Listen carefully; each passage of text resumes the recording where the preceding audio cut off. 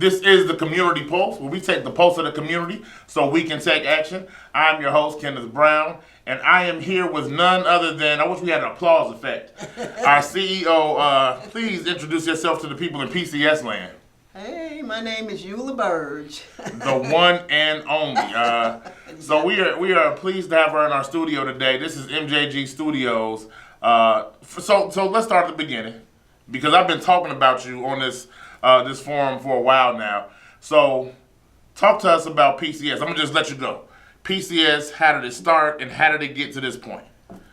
Give us a little background. Wait till you hear the story. It's a wonderful story about family, love, dedication, and commitment to community. Yeah. Well, PCS started because my brother succumbed to HIV 20 days after diagnosis. The only resource that I found that was available at that time was with Project Inform. And so it was a very scary time for the family, for us. He was a very important role model to the family. We looked up to him. He had a very quiet strength. And so PCS is a way of honoring him, but also addressing the challenges that we face in black communities. We face a myriad of challenges. So we have to address these disparities, and that's the reason why PCS was formed, because we wanted to begin to address those challenges I wanted a formal organization to address those challenges. And there you have the beginning of PCS. So that's the beginning. I'm going to pause right there because I want to say something, and I want to give a quick tribute to people who have grieved, people who have lost loved ones. We stand with you, we fight alongside you, and we are committed to making sure that we do better for our people. So that is the start of PCS. How many employees did you have when you first started? O-N-E. O-N-E. So we had one employee. Was that you? That was me, one employee, and my daughter Mimi. Okay. Patricia is her name. So is this your first career? Is this what you were doing beforehand? What? No, I worked for the feds for almost 30 years, with my last agency being the Department of Agriculture, Food and Nutrition. And my favorite agency was the guys who insured the banks. I worked with FDIC, the liquidation area. Okay. So this organization, this agency that is gone on to bless, and we'll talk about that. A lot of people is really a labor of love. Wow. It is. So you worked for the government. And now you start PCS. What was that transition like? Because I know if this wasn't your first career, how did you get to the point where you're like, I'm going to open an agency and then do it? Well, I'll tell you one thing about working for the feds really gave me a strong background, because one thing about the federal government is there's a lot of agencies and there's a lot of regulations. Okay. And so I became familiar with different regulations and how to read regulations and the importance of oral communication, written communication. So really my federal government background gave me, put a lot of stuff in my backsack that was instrumental in having me to carry out starting my own organization. And I was able to start all the paperwork, do everything I needed to get the organization going, from setting up the nonprofit paperwork to eventually applying for the IRS determination status, to applying for the state tax exemptions. So I was able to do all of that. Wow. And I think my federal government background gave me a strong ability to research, to seek out information and knowledge. You know what, and I always say this too. It's a good employment place. Shout out to the government. Don't audit me personally. But no, you know what? If you ever sit in the room with our CEO and get involved in meetings or just have a casual conversation, even the wealth of knowledge that you get is really second to none. And I used to always wonder, like, how does you ever be around somebody? I'm gonna make this about me, Tony Zoom here. You ever be around somebody who has just this overflow of gifts and it's just like, okay, you do literally everything. She talked about working at the government, has an awesome family, got a chance to meet her and know her family, treats people with respect and dignity, built an organization based off of a loved one. And it was like, wow, sometimes you get a chance to know that you're in the presence of greatness and just good people. So you were able to do this. You were a team of one. So talk me through now, who told you were crazy for starting an organization after you had worked 30 years for the government? A lot of people said, "Oh, what are you doing?" Yeah. I'm going to give a shout out to Miss Betty Smith. Shout out to Betty Smith. She was the founder of Southside Help Center. Okay. And she used to talk to me about, she would say, "I don't know why you want to start a nonprofit," because she had started a nonprofit. And so, but she still would talk to me and share information with me. Beautiful. And, you know, I just was very resourceful because I read a lot of books. I bought a lot of books about nonprofits, about grant writing, about fundraising, about how do you run a nonprofit. And the same time that I was running the nonprofit, I went back to school because that was my dream, to get a degree. And I had been going to school, and I always laugh about that because I finally got my degree from Governor State University. Okay. And when we were sitting in the graduation ceremony, I had this white rope around my gown, and the young ladies that was next to me, of course, they was younger than me because I graduated kind of older. It's all right. It's all right. But that's all right. And they say, "Well, why you got that white rope around your neck?" I say, "They tell me I'm graduating with honors, but after 30 years trying to get a degree, I should be graduating with more than just a degree." And so I always laugh at that, and I always use that to tell individuals that you can do whatever you want to do, whatever goals you set for yourself, no matter how long it takes, you can really be tenacious enough to achieve those goals. And so after I finished my undergrad degree, well, at the end of my undergrad degree, I started my master's program. So I was in both programs at the same time because Suburbs allowed me to enroll and begin classes. And I was just finishing up at Governor's to graduate. Yeah. But I was in both programs. I was doing my finals and all that at Governor's, and then in the master's program at Suburbs. So I took so I said, I really want to know more about the nonprofit. So my master's is in nonprofit management. So, so I just want to make sure I'm following the bouncing ball. Yeah, that is a bouncing ball, right? So you're in college doing essentially double work, starting a nonprofit, still the matriarch of your family. I feel like that's a good time for a break. She got me looking at my whole life. PCS will be right back with the Community Post with our CEO, Ms. Eula Burge. But right now, tune in for some information that you need to know. We'll be right back. Welcome to Proactive Community Services. Today we're excited to show you our newly converted mobile testing unit. This van is more than just a vehicle, it's a beacon of hope and help for our community. As you can see, our mobile unit is fully equipped to bring essential health services directly to you. It's equipped with the latest technology to provide confidential and comprehensive testing for HIV, hepatitis C, and STIs. Step aside, and you'll find a welcoming and professional environment designed with your comfort and privacy in mind. Let's take a closer look. Here we have our testing area, where trained professionals conduct tests with the utmost care and confidentiality. The space is designed to ensure that you feel at ease throughout the entire process. Our dedicated staff is here to guide you through every step of the testing process, answer any questions you might have, and provide support. We're proud to offer this vital service to our community. If you're interested in learning more about our mobile testing unit or would like to schedule a visit, please contact us at www.pcsil.org. Thanks for watching, and remember, Proactive Community Service is here to support you every step of the way. We are back with the Community Pulse and our CEO, Ms. Eula Burge, where we take the pulse of the community so that we can take action. I want to highlight something in our first segment. It gave me a little bit of inspiration and motivation. I want to share with you all in PCS land. Be tenacious enough and faithful enough to try. If you get a vision, you can get provision. Do not count yourself out.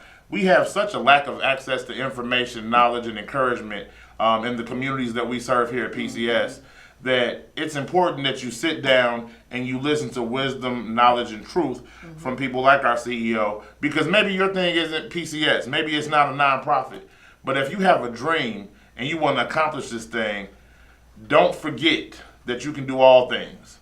Don't count yourself out of the game before it starts. All right, so master's degree nonprofit, right? And so now you go from one employee. How many employees do we have now? It's I think it's almost 20 of us. almost 20 of us, right? So you go from 1 to 20. What is it like looking at where you started from, a labor of love, honoring a beloved family member, to kind of looking at things now as it sits with 20 people that are out here being the hands and feet of what your vision was? How does that feel? It feels, I'm always excited because I always say, Ellen, I'm trying to remember her name, Miriam, but her quote is, service is the rent we pay for living. And so growing up in poverty, I grew up in poverty. But I didn't know I was living in poverty because back in the day, we didn't know that. I mean, we just knew Did what you had to do. And my mom did what she had to do. She was a single mom of 3 kids, and I grew up in public housing. And so I know what it is to not have access to information, to not have the level of access that you would like to have to education, and so and resources. Just resources, period, that takes care of your basic, essential living.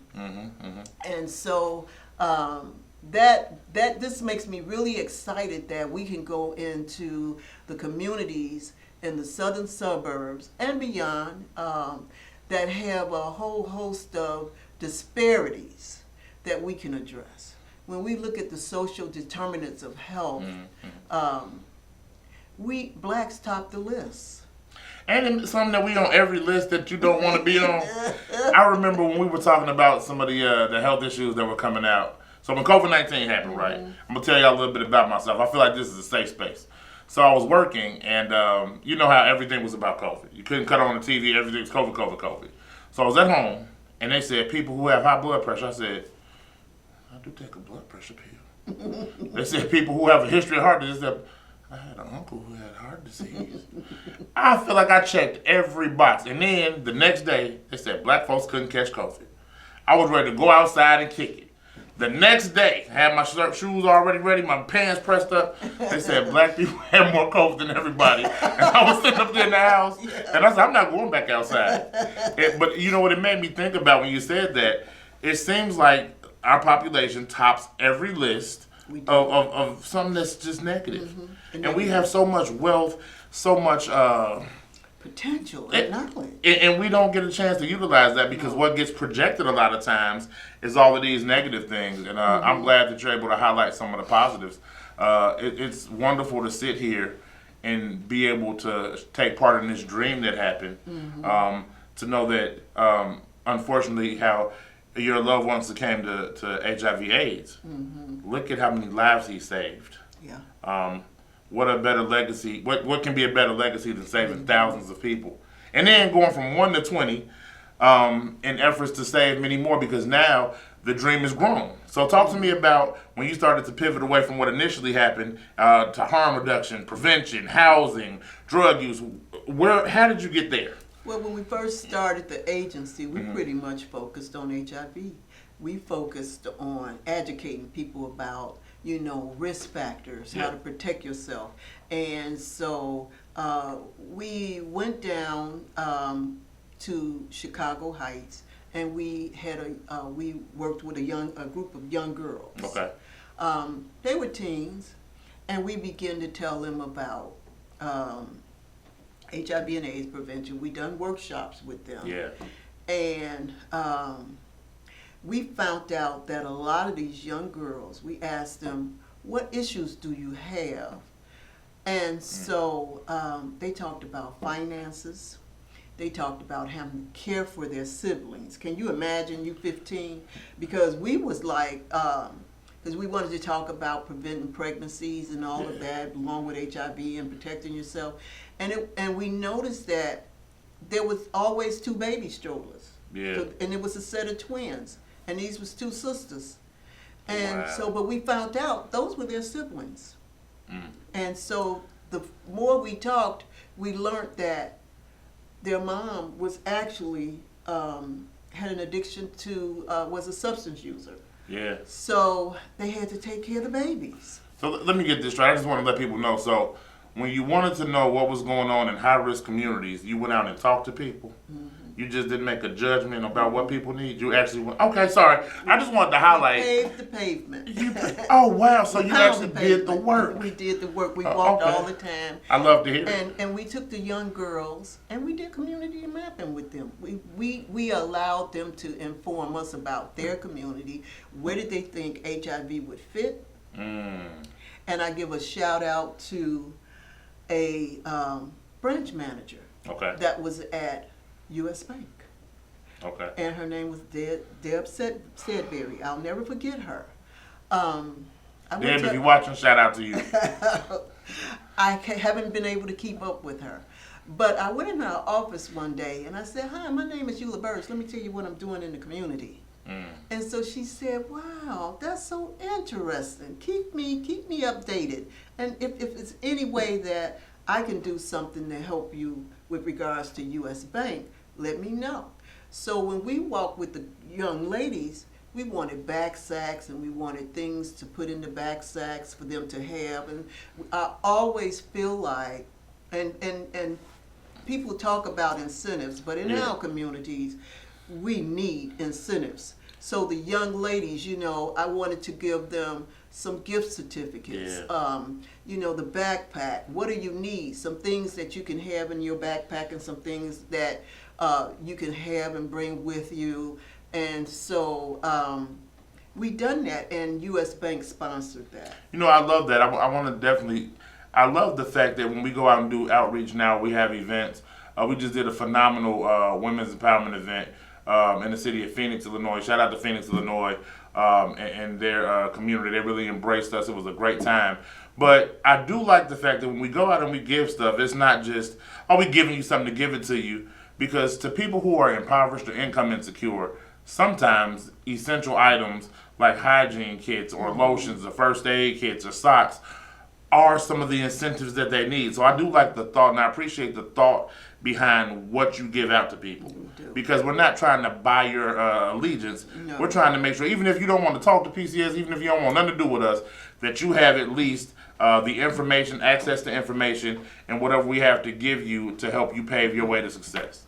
I appreciate that. And I think that's really important because we can give out a McDonald's gift card, Mhm. we can give out a Dunkin' Donuts gift Yes. card, a Walmart's gift card, a Target gift card. If you want to give out a Walmart gift card to me, www.pcsil.org, Kenny. Sorry, but no, these are great things though. These are things that we give out, and people will really be, because you never know. So you may hand somebody a McDonald's gift card, and they didn't have any money for a meal.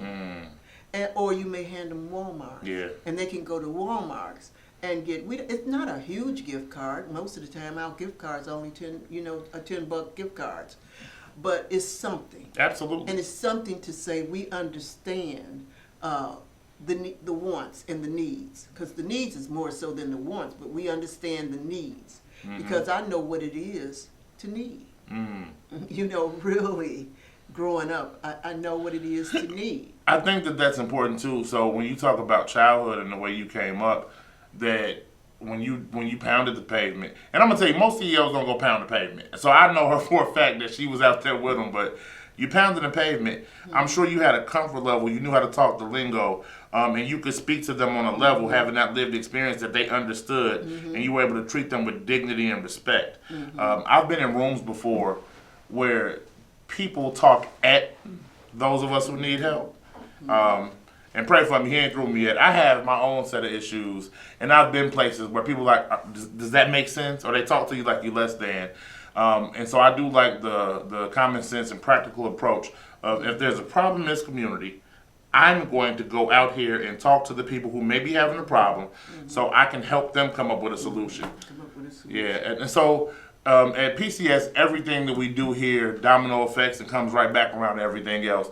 It is called our integrated services model, right? So we talk about that. Talk me through this collaborative approach, because we all know we've been somewhere where you know that something is not somebody's job and you ask for help and I don't do that, talk to Felicia. I don't do that, talk to Jesse. At PCS, I've never heard somebody say, I don't do that, talk to somebody else. How did you come up with the thought process to have everything integrate?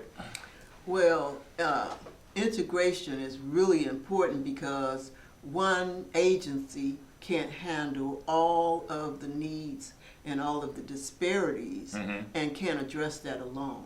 We have to step outside of our walls. Yes. And we need partnerships, we need stakeholders, we need community members, we need churches, we need academic institutions to work with us as we want to make a difference in the communities that's out here. And another thing, the southern suburbs, we mirror Chicago. Yes. But the funding streams are not the same. But for example, our homeless numbers mirror Chicago. Yes, they do. We may even have more homeless people out here in the southern suburbs. And before we even can provide some services, even though that's not what we do, we don't shrink it down. We got to deal with that. Yeah, we got to do it. Because we can't ignore the poverty. We cannot not ignore homelessness. That is something that we have to address if we do want to provide some of the services we have. do. Yeah, I'm glad you highlighted that. And that's why we talk about integrated services, because the wraparound essential services that provide stabilization, that's the key word, stabilization. We got to get people stabilized. Absolutely. Because if you're not stabilized, you cannot work to your full potential.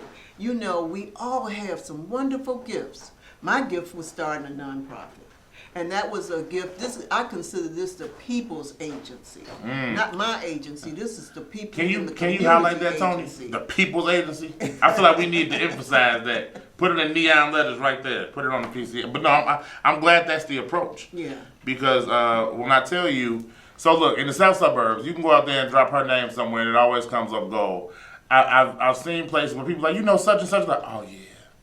Every time you bring up the name Eula Burge, you get met with a smile and some access. Speaking of access, we got some information that you need access to. We will be right back with more Eula Burge, more PCS, more MJG Studios in a minute. At our Job Readiness Program, we focus on more than just finding jobs. We're here to help you build the skills and confidence to succeed. From creating strong resumes to practicing for interviews, we give you the tools you need to stand out. Our workshops cover networking, workplace professionalism, and personal branding, helping you navigate the job market with confidence. For many of our clients, this program has been life-changing, leading to new opportunities and financial independence. Together, we're not just preparing for jobs, we're building brighter futures.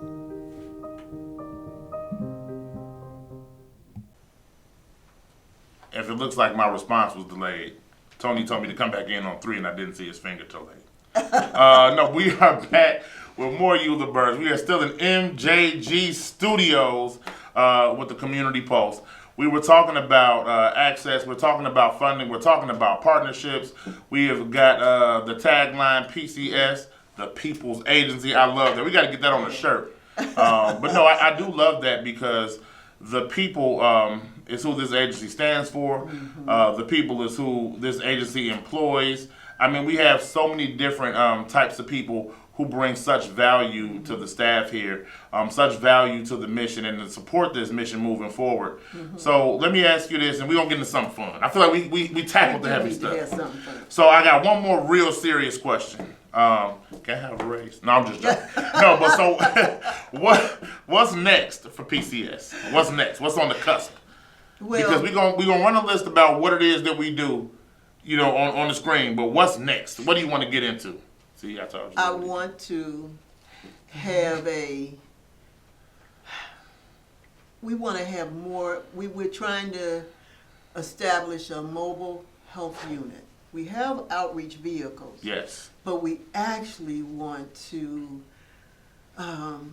staff a vehicle with a nurse practitioner. Mm. So when we go to some of the high need areas, there's a nurse practitioner that they could at least be able to have some initial contact with access to health care. And then we can refer them to some of the other services that we don't provide. But that could be a start. And from that, if they need primary care or whatever they need, then that's a start to give them somebody who they can speak with regarding to health issues. So we can have a nurse practitioner out there taking blood pressures, making sure, taking screenings for diabetes and talking to individuals about prevention, about preventative care, wellness care. How do we best take care of ourselves? How do we incorporate activities that help us to stay well into our lifestyle? So you want to serve the whole individual and family. The whole individual. You heard it here first. So listen, this is not what's next. This is what's going to happen. I've learned enough and been around you enough to know when you say something that comes true. You spoke a dream about honoring your brother's legacy. And look where we stand now, from 1 to 20, from 20 to 100 and beyond. That's what's going to happen. So now, this is probably my favorite part of what we do. Let's do some rapid fire. We ready, Tony? We good? We're doing some rapid fire. All right. Don't think too hard. So she's such an academic, I don't want her to think through this. I don't want you to think too hard about this. First thing that comes to mind. Favorite food? Chicken. Chicken. Favorite restaurant? Let me see. My favorite restaurant. I like to go to Bonefish. Bonefish is phenomenal. The Bang Bang Shrimp, please believe. Favorite song or artist? Song might be too narrowed down. Favorite artist? No, I love Jennifer Holliday's song, "It Is Well With My Soul." Favorite movie? I'm not so sure what was my favorite movie. That's a hard one. I watch so many different, but I tell you what I really love to watch. Okay. PBS and TTW. Really? Mm-hmm. Okay. Those programs I love to watch. PBS, I used to love to watch. Was Reading Railroad on one of them? I can butterfly in the sky. Anyway, I ain't gonna sing it. Y'all don't do that. So, favorite vacation destination? Either that you've been to or you want to go? The favorite spot I went to was, I think, Disney in Florida. Disney in Florida? I've never been to Disney. Is that bad? I went to Great America. So let me tell you, I grew up and I thought Great America was like Disney. And so during summer vacation, the kids would come back and they have all their little pictures, and I have a picture of Bugs Bunny. They're like, that's a Looney Tune. That's not Disney. I know I had no money. Y'all pray for us. But but no. But if you had to shrink PCS down into a sentence for people to know, what would you tell them out there in PCS land? How would you say PCS is, or how would you describe it? One sentence. We already described the People's Agency. There it is. With the People's CEO. That's it. Cut it. Tony, come back. No. But we thank you for joining us today. This has been a great installment of the Community Pulse. We've had our wonderful CEO, Miss Eula Burge. Clap it up for Miss Eula Burge. We thank you for joining us. Don't forget to always be proactive. Peace.